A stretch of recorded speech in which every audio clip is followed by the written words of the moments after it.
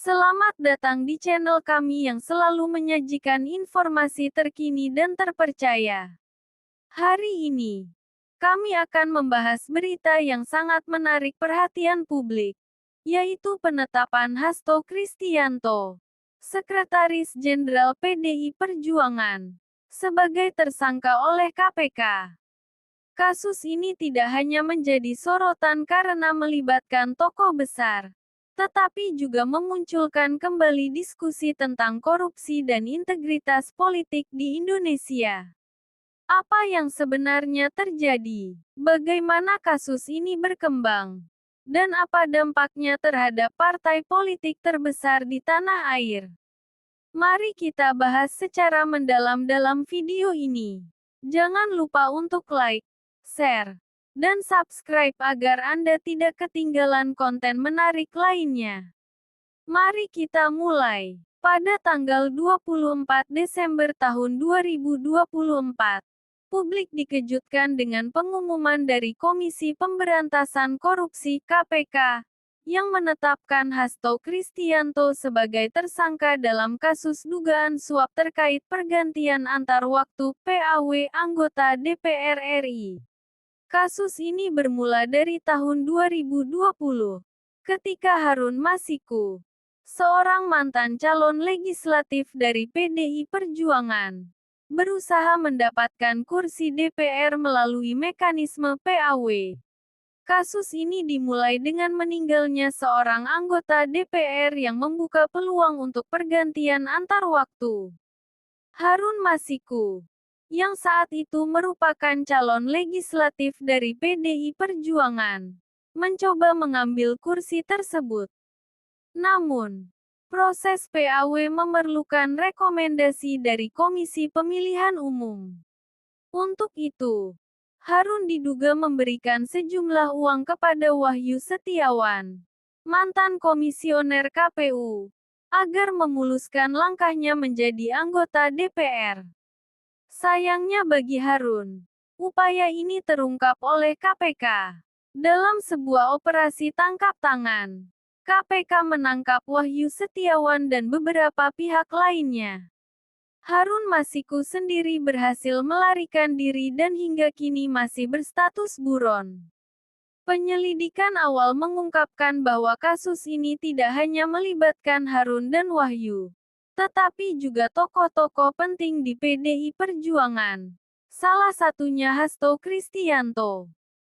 KPK menduga bahwa Hasto Kristianto memainkan peran signifikan dalam upaya Harun Masiku sebagai sekjen PDI Perjuangan. Hasto disebut-sebut memberikan dukungan terhadap rencana Harun untuk mendapatkan kursi DPR. Selain itu, Hasto diduga terlibat dalam penggalangan dana dan komunikasi dengan pihak-pihak terkait untuk memuluskan langkah Harun. Lebih jauh lagi, KPK juga mencurigai adanya upaya dari Hasto untuk menghalangi penyidikan.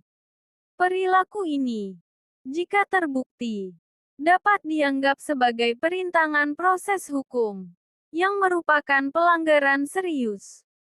Menanggapi penetapan Hasto sebagai tersangka, PDI Perjuangan melalui pernyataan resminya menegaskan bahwa mereka menghormati proses hukum yang berjalan.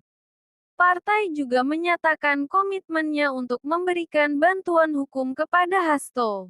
Selain itu, PDI Perjuangan meminta publik untuk tidak terburu-buru memberikan penilaian negatif sebelum ada putusan hukum yang berkekuatan tetap. KPK sendiri menegaskan bahwa penetapan Hasto sebagai tersangka adalah hasil dari penyelidikan yang mendalam dan berdasarkan bukti-bukti yang kuat. Ketua KPK, Setio Budianto, menolak anggapan bahwa keputusan ini bermuatan politis. Ia menyatakan bahwa KPK hanya berfokus pada penegakan hukum tanpa memandang latar belakang politik dari tersangka. Nama Harun Masiku kembali mencuat dalam kasus ini. Sejak tahun 2020, Harun telah berstatus buron dan hingga kini belum ditemukan. KPK telah mengeluarkan red notice melalui Interpol untuk mencari keberadaan Harun, baik di dalam negeri maupun luar negeri. Harun dianggap sebagai kunci untuk mengungkap lebih banyak fakta dalam kasus ini. Penetapan Hasto sebagai tersangka membawa dampak besar bagi PDI Perjuangan. Sebagai salah satu partai politik terbesar di Indonesia, kasus ini menjadi ujian besar bagi integritas dan kredibilitas partai. Menjelang tahun politik, partai harus berupaya keras untuk menjaga kepercayaan publik. Banyak yang mempertanyakan bagaimana PDI Perjuangan akan menangani situasi ini. Apakah mereka akan mengambil langkah tegas terhadap Hasto? Atau justru mempertahankan posisinya sebagai sekjen hingga proses hukum selesai. Kasus ini juga menjadi ujian bagi KPK dalam menunjukkan komitmennya memberantas korupsi tanpa pandang bulu. Dalam beberapa tahun terakhir, KPK telah menghadapi berbagai tantangan, termasuk perubahan undang-undang yang dianggap melemahkan kewenangan mereka. Penanganan kasus Hasto menjadi kesempatan bagi KPK untuk membuktikan bahwa mereka tetap mampu menjalankan tugasnya secara independen. Publik kini menantikan langkah-langkah berikutnya dari KPK.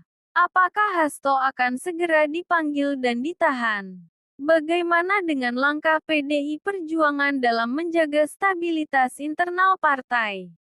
Dan yang tidak kalah penting, apakah Harun Masiku akhirnya akan ditemukan? Demikianlah pembahasan lengkap mengenai penetapan Hasto Kristianto sebagai tersangka oleh KPK. Kasus ini mengingatkan kita semua akan pentingnya integritas dalam dunia politik dan perlunya penegakan hukum yang transparan. Kita akan terus mengikuti perkembangan kasus ini dan memberikan informasi terbaru untuk Anda. Terima kasih telah menonton video ini sampai selesai. Jangan lupa untuk like, share, dan subscribe agar Anda selalu mendapatkan informasi menarik lainnya. Sampai jumpa di video berikutnya.